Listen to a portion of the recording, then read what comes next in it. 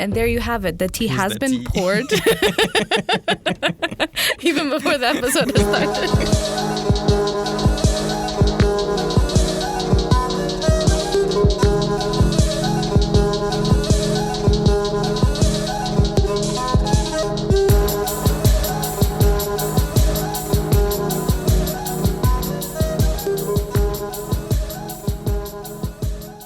Hello and welcome back to the Awazi podcast. I hope you all have been thriving and living your best life while I've been away. Once again, I apologize for being away for so long. It's a long story, but I quit my job and I went on a 10-day meditation retreat. So we're going to get into it. But for today, I have another one of my close friends joining me in this studio today. He's a professional chef, entrepreneur, restaurant owner, traveler, and in general, just a beautiful soul. And welcome to the stage, Solomon. Solobolo.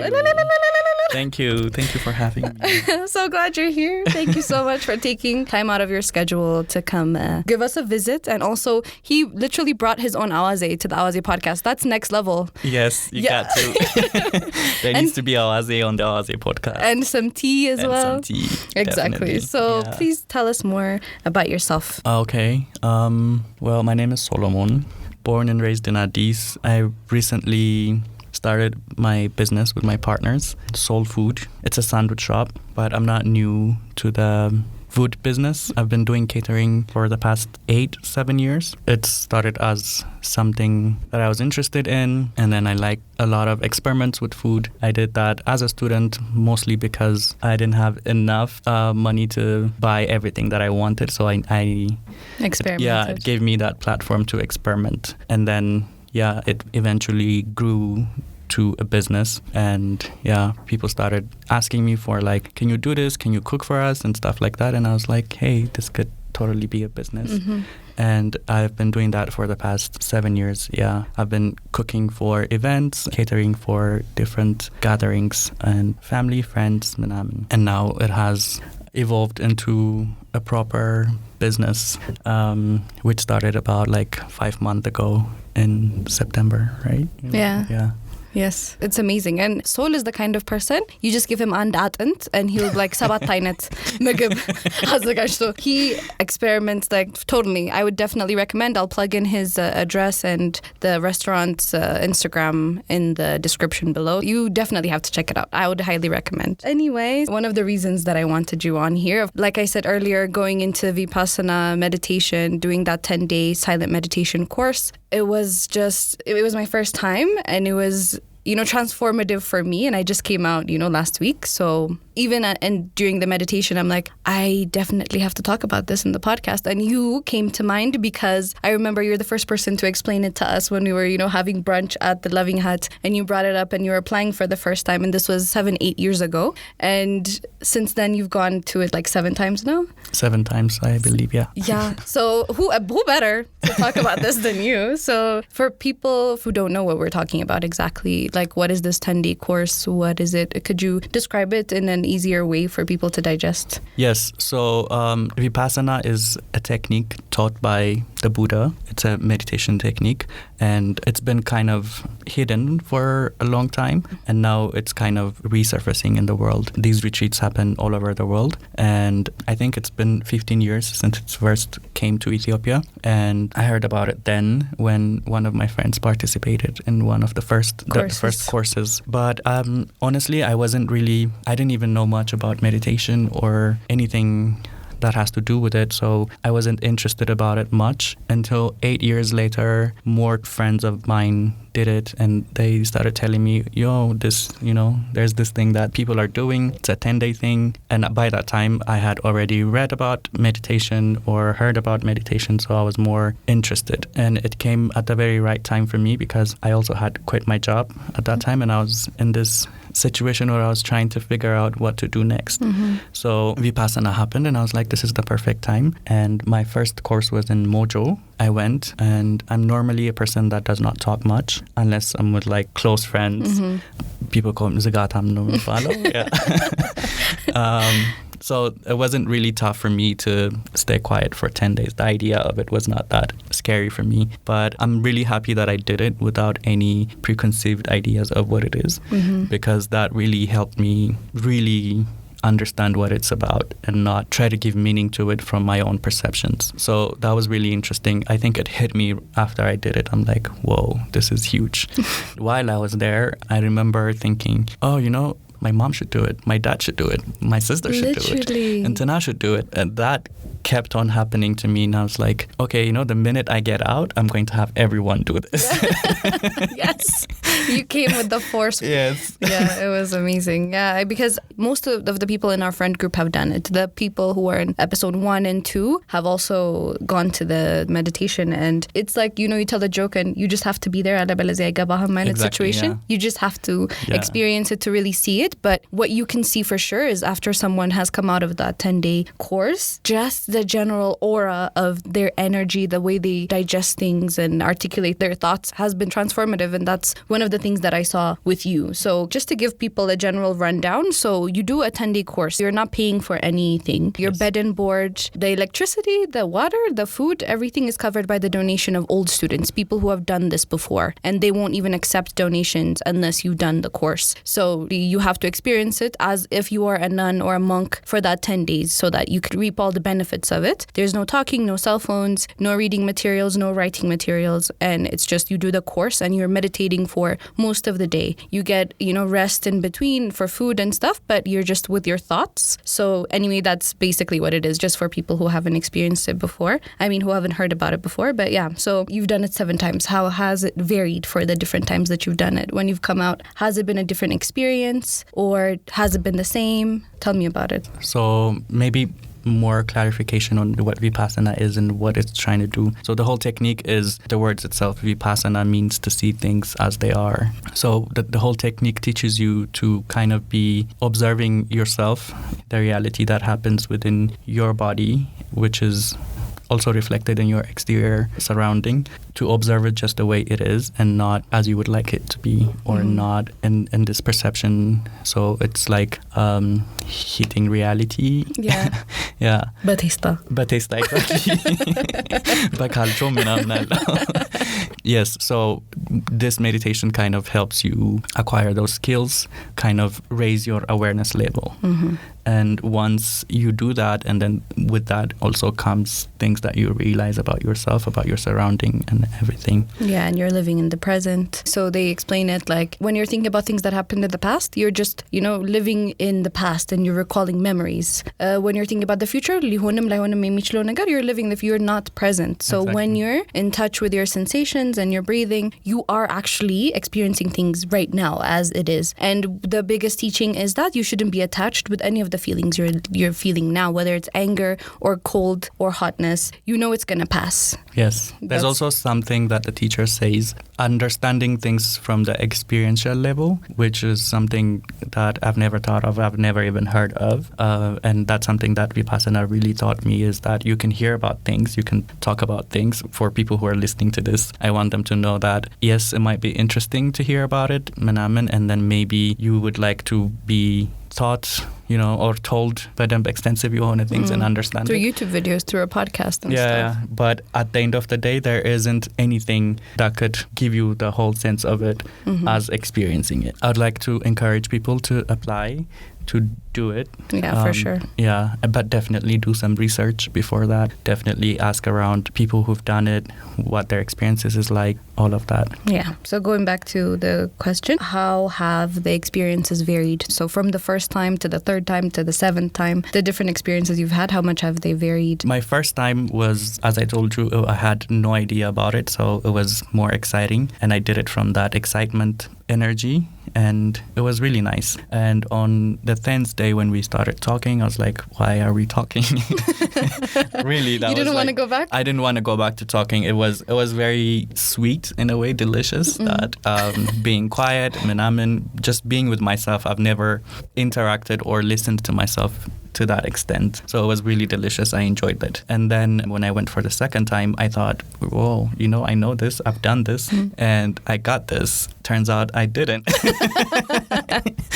I think that was really tough. The second time was really tough because then I realized, okay, now I had perceptions of it. Now I had experienced what it was like the first time, and I had expectations. I had built expectations. So I kind of went with the expectation that this would happen, that would happen, and stuff like that. But in reality, that was not what was happening. It was completely different. I was a different person at that time.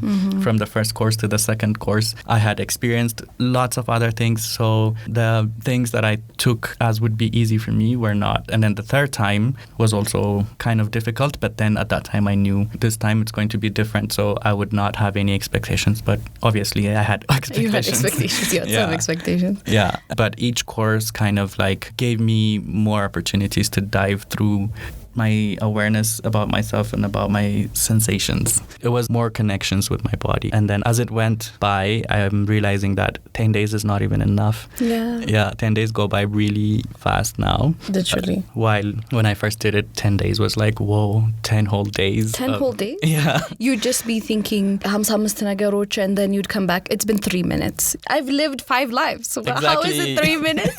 And then, yes. Yeah. Sometimes it's a lifetime that you experience within 1 minute. Within 1 minute. Yeah. It's crazy. Yeah, for sure. So like you said, you've gotten this deeper level of awareness, and I'm sure throughout, your different courses, how has it impacted your different choices?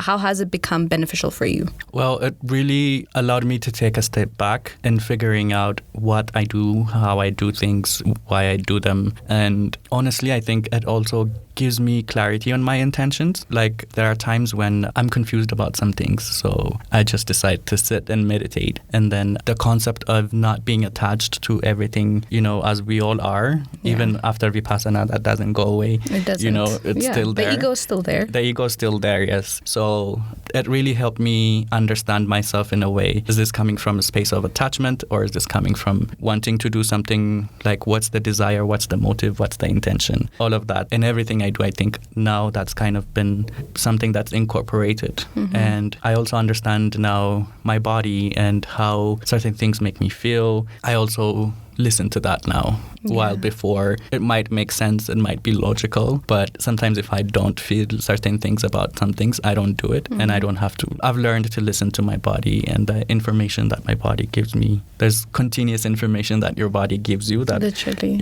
we're not really aware of it. Yeah. But I'm kind of developing that in a way. For sure, because one of the things they say is don't play the game of sensation, because we become slaves to our feelings. You're just like, "Mokeng, I'm going to go here, and then I'm mad, so I'm going to do this." But you don't realize that feeling is going to pass. So when you start observing your feelings objectively, as much as you possibly can, when you start doing that, you realize, I'm upset, but I don't have to let it manifest in the physical world, or I don't have to say anything about it. And then, when you take a pause, you make better decisions. So one of the things that people really wanted to know about is also leaving that core station, the environment that you've been so used to for 10 days, the quietness of it all, and going back into the city or wherever. How was it, the transition into the real world? For me, so I've done most of my courses here in Ethiopia, some in Kenya and some in India. So I would say, yes, each time it was different. The most memorable one that comes is my first course. After I got out, it was in Mojo, and we had to travel back to Addis. And it was 2 of my friends with me. I remember it being very intense with the taxis, the transportation around, people around, the noise. And I've never experienced it in that super intense way. Yeah. I was like, what is going on, And then the other thing that I really remember is my friend telling me that music after Vipassana feels really good. It hits different. It hits completely different. So I put my earphone on while we were traveling back to Addis in the minibus, and I was listening to Aster Awak actually. And I was like, damn, Aster. Damn, Aster, you really snapped with this one. What song specifically do you remember? I think it was called Bati. Oh, okay.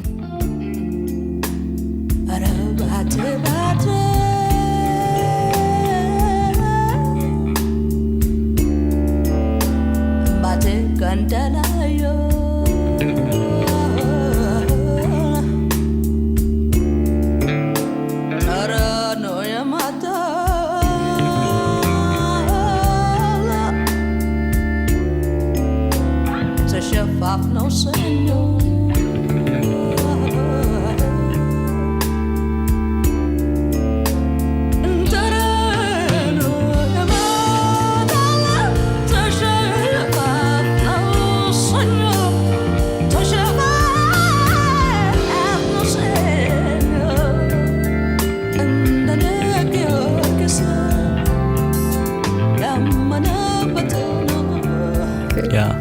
was really, really nice. And then I realized that, there's this certain awareness that I have awakened in myself, and the way that I listen to music has completely changed as well. And the other one was the course I did in India. Yeah, that was super intense as well. Did you have time to go Yes. around? Right after the course, I was also with a friend. We went to Mumbai. Mumbai was crowded.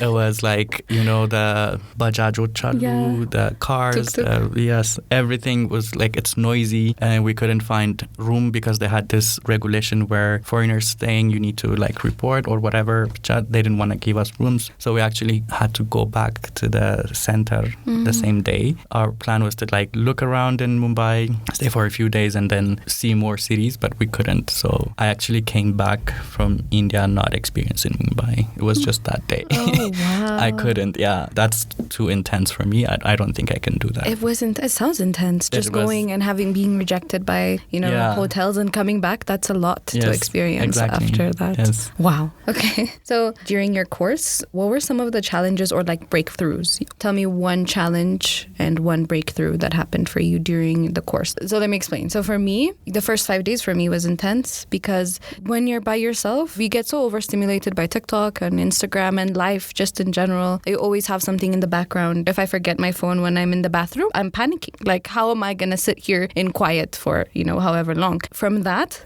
transitioning into just utter quietness and you observing your thoughts. During meditation, they're asking you to focus on your breathing. So you're bringing your mind back. But when you're by yourself, all you have is your mind. And I just remember having so much anger and resentment towards different people. Like, I'm like, what is going on?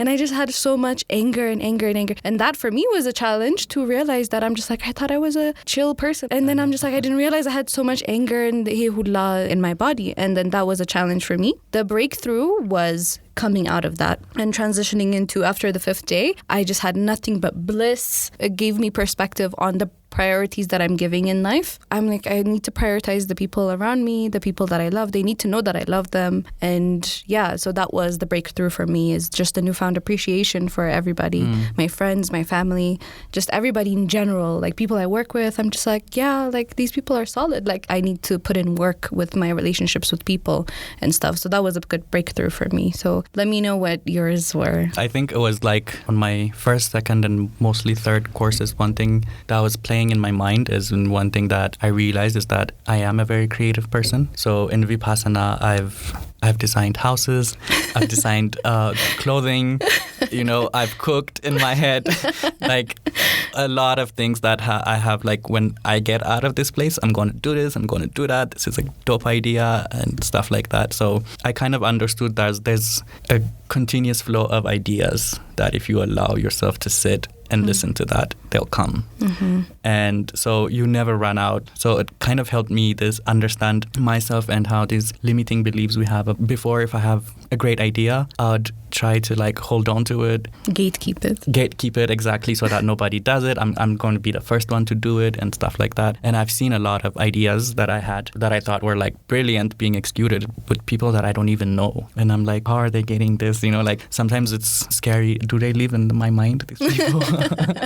But then I realized, there's always one thing comes and then the other thing goes.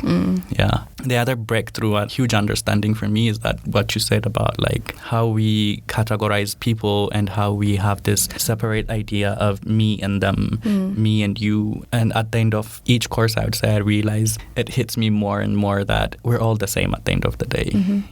Certain things might be different, but those are just the way we do things or the way we express ourselves, the way whatever. But at the end of the day, we're all in need of peace. We're all in need of love. We're all human and we're all in this together and we're all trying to figure it out. Yeah. And that understanding was really profound for me. And like even dealing with people that I don't want to deal with, I now understand, these people are not that separate from me, or there isn't me and them kind of thing. Exactly. They say the I, my, and mine. We are just so entangled in it and we're just like, yani shito, yani something, mine. And we're just like so attached to it. It just kind of dissolves a bit. It never truly grows away unless you reach a really higher level of enlightenment. But you realize that's ridiculous. It is super ridiculous. Yeah. Okay, so you didn't mention a difficult part. So one of the most difficult parts of your experience. The difficult part was 2 times that I recall, and both of them have to do with my mom. The first one, on my first meditation, I realized that I had so much anger towards her. We talked about this wonderful. Like, I recalled a time where I was at home, we were fighting, my dad was there, and all of that, and then how I had a lot of anger towards my mom. Mm-hmm. And then I think it was my 4th or 5th course I did in India. That was right after my mom passed away. And that was where I mourned her, where after she passed away, I had work, I had a lot of people coming, Manamin, the usual, like, so... You couldn't feel your feelings, in that moment. I wanted to, I tried to, but then it wasn't like being in the course. So I think that was when I cried the most and I laughed the most. That's good. I'm so happy for you, Solri. That's good. So one of the things I wanted to know is, I don't know if we had the same teacher, but he said, I used to love chicken. And after my first 10-day course, I got out and I'm like, yeah, chicken, because they've been feeding me this vegan shit. I want some chicken. And then he got it and he could not bear the look of it, the sight of it. He's just like, oh my God, this is so weird. So there's other things. It doesn't necessarily have to be food, but people say after you leave, you're kind of weirded out, or just you take a pause to be like, this is the thing that I enjoyed. This is the thing that I couldn't live without. And then if you've had any of those experiences, and what was it? Yes, I think for me it was the lifestyle that I generally had, or like the people-pleasing behavior that I still have, that I'm trying to work on. Sometimes you go out, or I don't know, you do this random shit for... Just to show face. Or thinking it's fun, or you don't want to be alone at home, or whatever, So, like, I understood that what is driving me to do... I still do those things. I still go out. I still have fun. I was drunk last night. Yay. It doesn't mean that stops and you don't have to do it again, but it really, like, made me question, why do I do that? Why do I interact with certain people that I interact with? I'm not saying I'm going to leave everybody and isolate myself and be this enlightened being. Yeah, just a monk. That I want. Shave your head. Yeah, exactly. I'm not saying that, but understanding how I show up in life, how I show up for myself, how I show up for others as well, and how mostly we think we're there for each other, we think we love each other, but in most scenarios, that's not it. We're just trying to cuddle ourselves with whatever emotion that we have. So, yeah, and the people around us. And the people around us, exactly. Yeah. That makes sense. For me, so literally, I left on Sunday, right? On Monday, some drama happened from the job that I left. If it was Leila Gise, I would seek out vengeance. Like, I would be so angry that it would eat me for a whole week. It literally happened, and I'm like, that's okay. Like, we can get past it. Like, let's find a solution for it, is immediately what I went to. My first instinct wasn't sheer rage. And I'm just like, look at you, Tensai. I'm just like, wow, look at you being cool-headed. I really want to keep that. That's the first thing that I noticed about myself, is my reactions to things. People have been cutting me off driving, and I'm just like, have a good day. I just want to keep that energy, because why are you wasting energy on this negative emotions? Even the good ones also, you shouldn't be attached to it. You shouldn't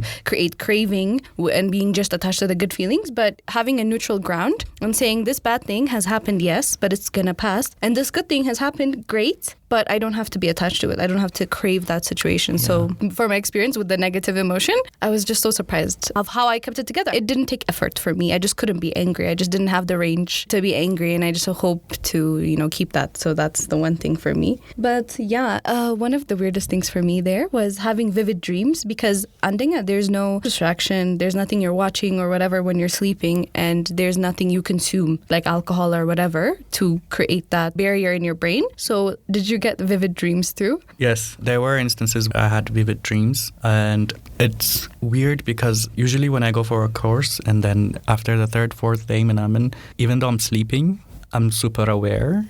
You know what I mean? It's like half asleep, half awake. My body is sleeping, I'm resting, but like if a fly would move, I'd be like, oh, this is happening. Wow. Yes. So even when you're sitting for meditation, it kind of feels like a dream sometimes. The memories, the thoughts resurfacing and coming back, it kind of feels like a dream if you're really deep into it. So yeah, I've had those experiences. But now that you're talking, I also realized there were so many moments when I wanted vengeance on someone, and then I would play out scenarios after scenarios of, yo, when I get back, I'm going to tell this person this, I'm going to tell this person that, you know? Yeah. A lot of them, yes. And then you come out and you're like, you don't even care anymore. Yeah. Yeah, you don't have the range to be angry. Exactly, yes. I've heard people say this, but I didn't realize until, again, you have to be there, you know what I mean? You have to be there and experience it to feel it. But the first time I heard about a friend of ours, so his ex-roommate gave away his cat while he was in meditation. And he's like, I heard about it as soon as I got out. And he's like, I just couldn't be angry. I'm like, he took your pet, your cat? What? Like, I was like, that's insane to me. I would be coming for his life. And then after I did the course, I'm like, this makes so much sense. Yeah. Because you don't have the range to be angry because you're just like, I'm upset. Yeah, but you know, it is what it is. It is what it is. Yeah. But I also want to mention to people, you know, like one of the things they say in Vipassana is don't share your experiences with others because it creates expectations. And I can say for sure that whatever that you experiences that you've had, and yes, we have some similar experiences, but it doesn't mean that everybody's going to get that, whatever that we're talking about. These are just our experiences. And then as one as we are, we're also different in so many ways. Our experiences are different. Our thoughts are different.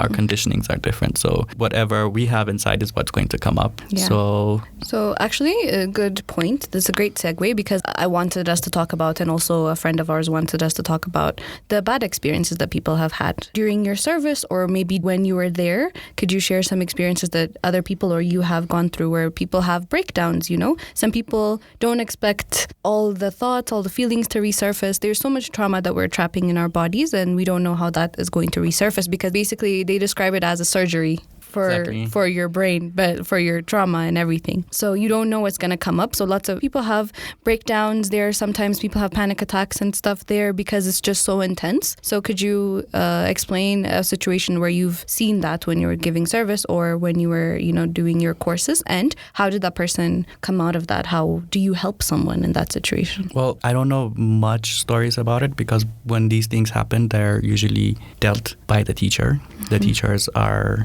they do this, so they know what to do. They're trained for it. They're trained for it, and they have the experiences. But there are some courses where a therapist needed to come to assist people. There are some courses that contain professionals in them if anything happens. But they usually screen through, so they ask you a lot of questions while you're applying so that they can understand what to expect.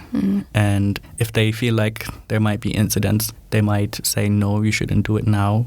Maybe do it later. Or have you consult your doctor or therapist, counselor. And they give you references for that as well. Yeah. If they feel like, no, this is going to be too much for you. But these things happen to every one of us. You know, I've had a breakdown in courses. Yeah. I've had a course where I've cried all the 10 days, you know. But the most shocking one for me was one in Kenya on the 4th day when we went deeper into the actual Vipassana technique. The person sitting next to me started shivering, and you're sitting and you're facing in front, you don't really see what's next to you, but I could see or feel that this person was shivering, and it wasn't cold, it was a hot day. And then that really scared me. I'm like, what is happening? Yeah. What the hell is happening? And funny how I was like, I turned to Jesus. I was like, by Jesus.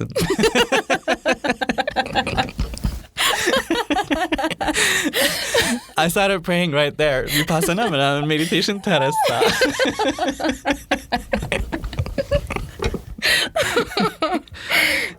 Yeah, literally I was like, by Jesus, oh my God, help me, what the hell is going on? I wanted to tell the teacher, but I know they're observing and everything. And it only happened that day, on that day, and then the rest of the time, I think it happened one more time, and I expected that person to leave. Mostly what happens is people leave. Yeah. Yeah. 3 people left from our course. Yes. When it becomes too much, they do encourage you to stay and to try pass it as much as possible, because there's this peak of whatever anxiety, of course, resurfacing, and then it peaks and then it dies out eventually. So they encourage you to stay longer to experience what comes after that. But if you can't, you don't necessarily have to. Yeah. And you can always try and then do it the next time too. I know a lot of people who tried it the first time, day 1, day 2, day 4, they left, and then they come back and then they do the course again. Yeah. For sure. And also you have assistant teachers to talk to if you have any problems. There's a Q&A sessions with the teacher every day. If you request for it, you can get even longer time during lunch times to sit and talk about the technique or how you're feeling, how it's making you feel, etc. So there's always people there for support. So, it's not always, rainbows and sunshine. There's lots of things that resurface. For me, on the third day is when I had my first breakdown, and I'm just like, what is all of this emotion? Like you said, vengeance. Exactly. Yeah. So, and I'm just like, so many arguments that I've had with people. And then now I'm just like, what? Yeah. Yeah, and then you let it go, but it's just a process. So it unsurfaces lots of things. Yes. So be and wary. The other thing that, like, this person that was sitting next to me, on the 10th day we started talking, this person comes up to me and says, you have been a big help. And I was like, what? What do you mean? We didn't even talk. Like, you know what I mean? And he said, you've been an inspiration and thank you for your help. Wow. And that was... You were sending good vibes. You were praying. I guess I was praying. God. Exactly. I was like, Jesus, take the wheel. Oh my God, that's so nice. That was really beautiful for me to hear and to experience. Oh my gosh. So transitioning into also, professionally, has this technique or this experience contributed to your work? Of course, you said, the whole free flow of ideas and stuff, but you have a business now, Soul Foods. So how do you incorporate this technique in your everyday work? I would say so. The technique teaches you to be aware of your sensations on your body and your thought patterns and a lot more than that as well. But that really helped me in like things that I would get away from before just because they were uncomfortable or just because I didn't have the capacity to handle it. That awareness I have about myself makes me pull through things that I wouldn't any other time. At the end of the day, we deal with people, and it's the people that we're either afraid of or we hate or we're jealous of or menamen, and those emotions are the ones more than the actual problem of it. The meaning that we give to these problems are the ones that hinder us from attaining whatever we want to attain. It has really showed me that observing part of me that is continuously observing and giving me information about, today I came, this is my first time at a podcast. I'm obviously nervous, you know what I mean? But I didn't let it stop me, or you're not driven by your emotions, but by your goals. So I think one of the things Vipassana helped me is, yes, I have a goal. And then in trying to attain that goal, I might go through an emotional roller coaster, whether it's good emotions, bad emotions, and everything, but that doesn't dictate my actions. So I act from a place of knowing what I want, and that gives me a lot more confidence, and that gives me more time to kind of like calm down, think about things, and even if I don't do it, then we mostly want something and we don't do it because of, I don't know, whatever reason. And then because we didn't do it, we start criticizing ourselves and we blame ourselves. Why didn't I do this? Why didn't I do that? So even deciding not to do something becomes from a place of, okay, it's been decided. I'm not going to look back like that. Yes. Definitively. And then you're not attached to the outcome that could have been or the outcome that it is. Exactly. So, Actually, I want to know, what's the first thing you wanted to eat after you left your course? Like, what's mindre memre sa tota? Oh, each time it's different. Okay. Each time it's very different. But I remember a course that I sat with my friend, and then I think it was on the 5th day or 4th day, I don't remember, I started craving katfo. And I was like, katfo, and this was in Kenya, so I was like, she probably knows places because she lives there. Ethiopian restaurants, manamen. We're like, the minute we get out, kazibet, katfo manamen, and then plan and then we come out, we start talking, and she comes to me and she's like, I had a dream where you came to me and you were like, katfo firfir. Stop. That is... Stop. I'm like, no, it wasn't katfo firfir, it was katfo. That is incredible. She's like, I had a dream, reoccurring dreams, demo like katfo firfir. You really wanted that katfo, girl. Wow. Yeah. And we did. We actually went, we ordered from an Ethiopian restaurant. That is incredible. That's actually epic. Yeah. There we go. Yeah, I think, I thought of katfo at some point, but I thought of my mom's cooking. I wanted her katfo. And then I'm like, misr. For me, I was just recalling my mom's cooking and all the things that I'm going to eat after I leave, which is today. So I'm going to go home today afterwards, which actually, great segue. What did your family and friends think of it when you were doing it for the first time? How do you explain this to them as a concept? Were they accepting? Were they like, no, he ሃይማኖታችን አይፈቅድም? Yes, they were obviously somewhat skeptical about it. My mom was like, she was okay with it. She knows that I try new things and stuff like that. She was not happy with the fact that I was going to be away for 10 days, but I had decided, so she knew that I was not going to back down. She was kind of okay about it. I think it became more difficult after I came back, because then I was a completely different person. Oh. Yeah. But I feel like in a good way, no? For me, in a good way, but people don't usually understand that because they don't know what experiences you've gone through. That's true. And doing it the second time, third time, that's when they're like, well, what's going on? Why are you doing, like, are you converting into something, some kind of Buddhism? Oh. My dad, I remember after so long, my sister decided to do it, and then she went for the course. During that time, he wanted to call her, and then he couldn't reach her. So he calls me and he's like, I can't reach your sister, what's going on? And then I'm like, she's gone for the meditation course. Oh, you converted her. I'm like, yeah, you can say that.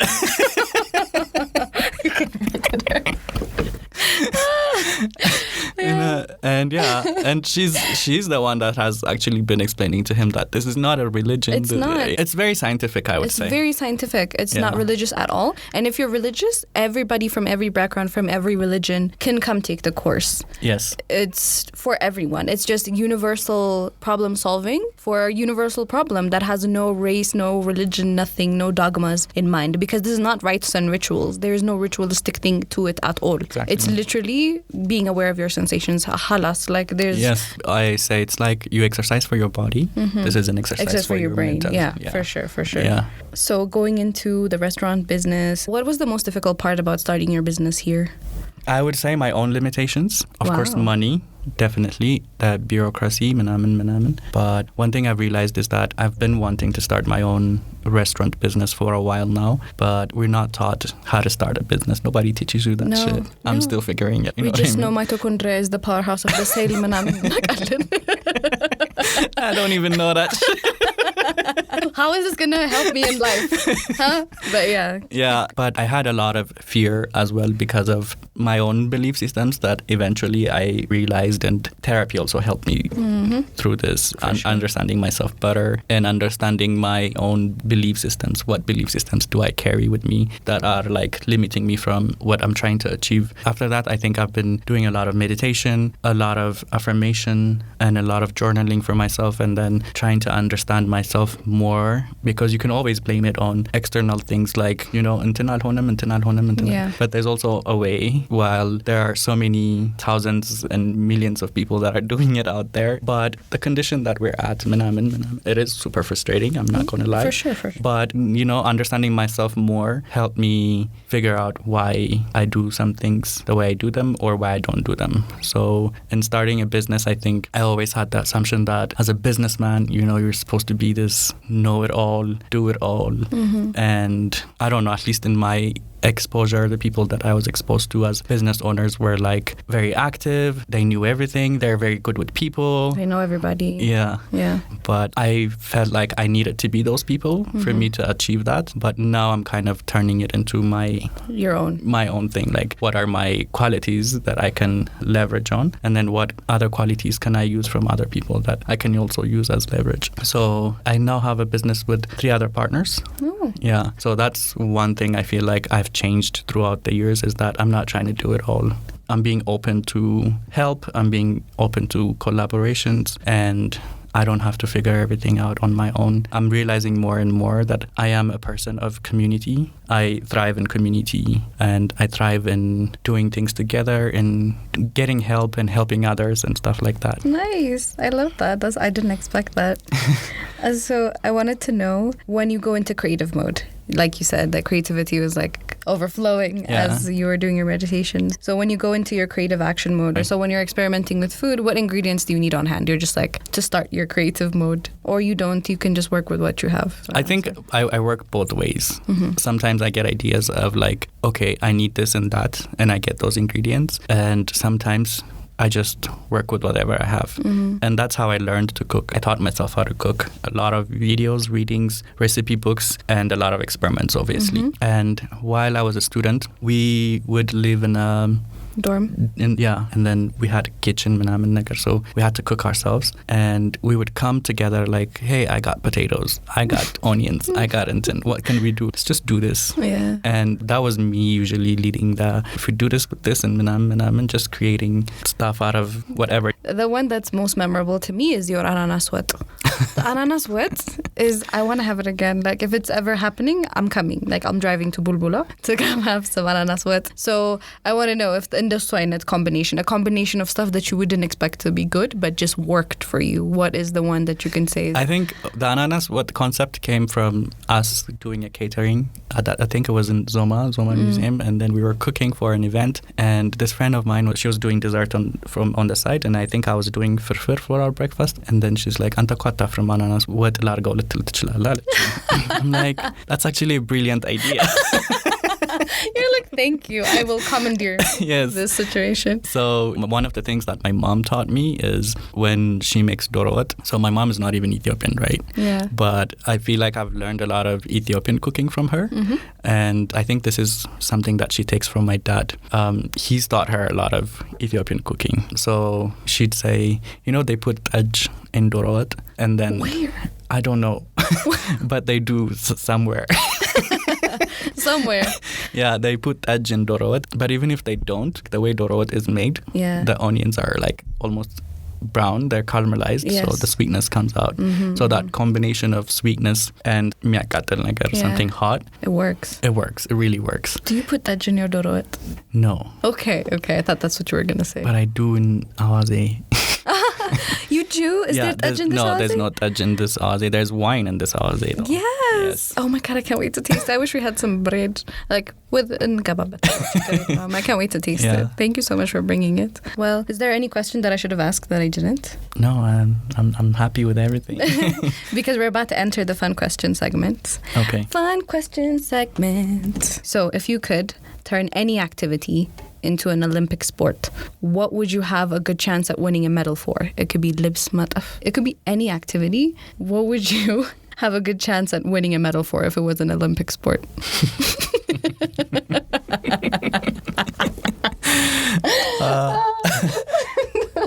Let's get our minds off the gutter.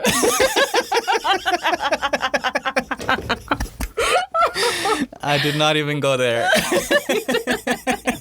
I feel like I went there, and then after I just read it now, when I was writing it, I'm just like, oh, libs mataf manam is what I had in mind. But now I'm like, people hearing this are going to be like,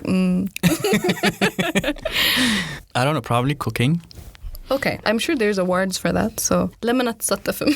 Go on Hell's Kitchen. Bring a little zen to the situation. Well, so as I said, I taught myself. I was super interested in cooking, so I watched a lot of shows and cooking and one of the things that I now feel like I can boldly object is the fact that chefs have to be these assholes that are always yelling and screaming, and even the cooking shows are mostly competitive nacho. Yeah, it's very high pressure. It's very high pressure.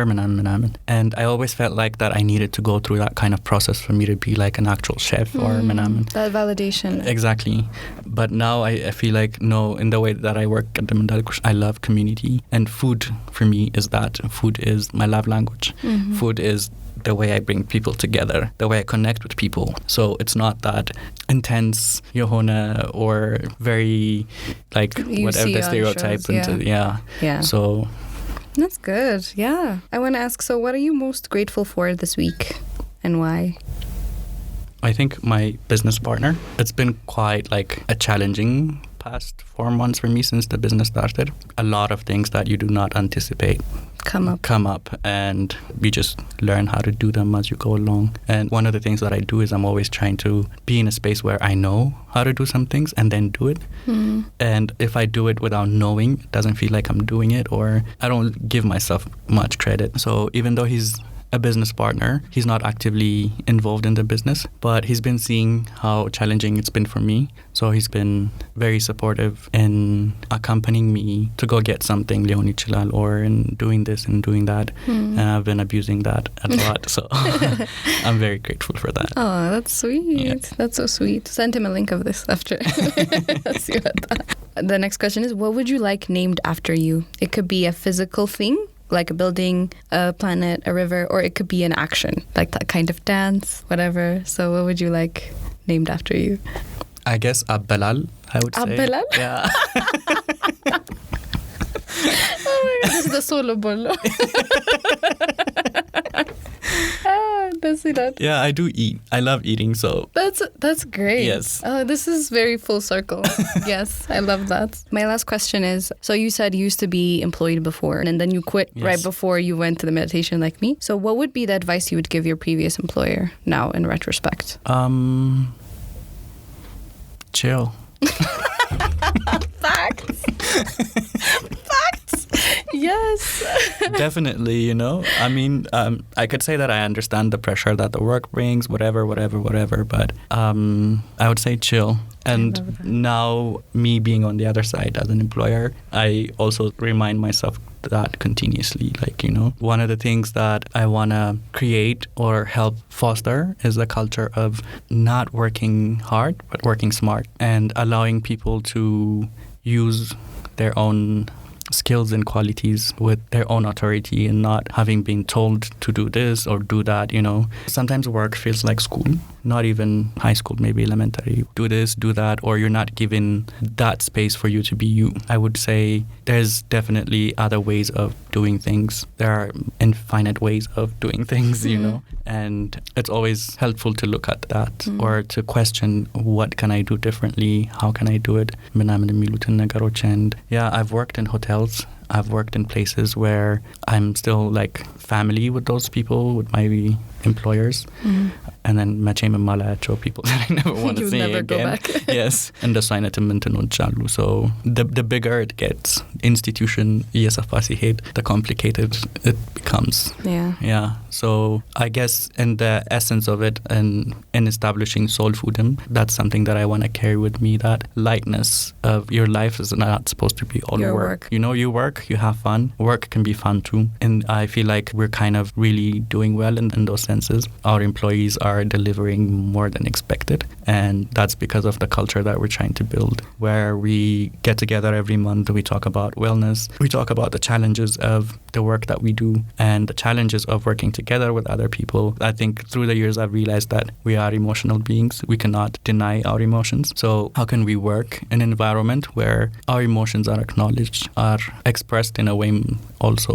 So we also bring up these kind of topics for people to talk about, to learn from each other, also something new. So this like mingling training sessions that we have every month has kind of helped us be a community among ourselves and then create that space for us to be open about things that you would not talk about other Leila Bota. Yeah. That's amazing. I love that. I didn't know that was part of the culture for your work, because I know in Soul Food you guys have events for that type of really mindful activities, but I love that you're incorporating this into your work. So while we're here, please tell us about your work or anything else you would like to plug that you would want people to know about as well. Soul Food now, we're mainly focusing on catering and the sandwich shop that we have in Bole Bulbula. For me personally, I'm more interested in the catering and the creative aspect of it, because once you come up with a menu and you have to stick to it, that's like a routine. It's gone. It's over. It's over. So in those aspects, I'm more involved in managing in Manaman. But when it comes to the catering and thing,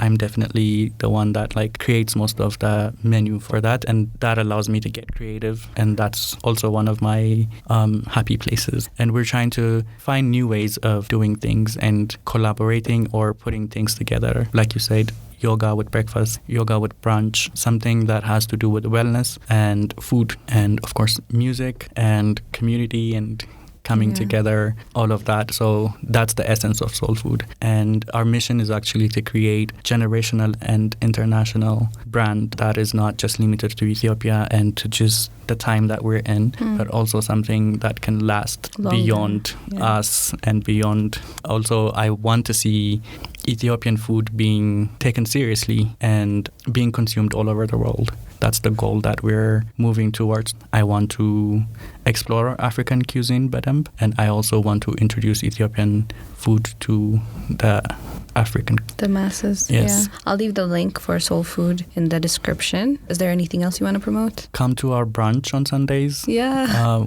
Every month we have brunch that happens at Soul Food. It's interesting. It's not the usual brunch. The whole point is also for you to try something new, try something different. It's a fun, very welcoming space. So definitely you might find me there too, you know. So for me, actually, this episode, I want to plug Vipassana. I'll put the link of their social media there as well. I will put the website where you can go check out more information and see for yourself, and also see the schedules that they have so you can apply. The meditation center right now is in Hayahulet. So I'll definitely leave it there so you guys can check it out. But yeah, thank you so much for coming solo. Thank you for having me. This was fun. I hope you had fun. I can't wait to taste this awazi. He also brought tea, like I said earlier. We'll enjoy this afterwards. Yes. Thank you so much for coming. And yeah, that's the end of the episode. Thank you all for listening. Please check out all the links in the description. And if you have any questions that you have, DM me on the Awazi Podcast Instagram and I'll get right back to you. Then ahunong gudi.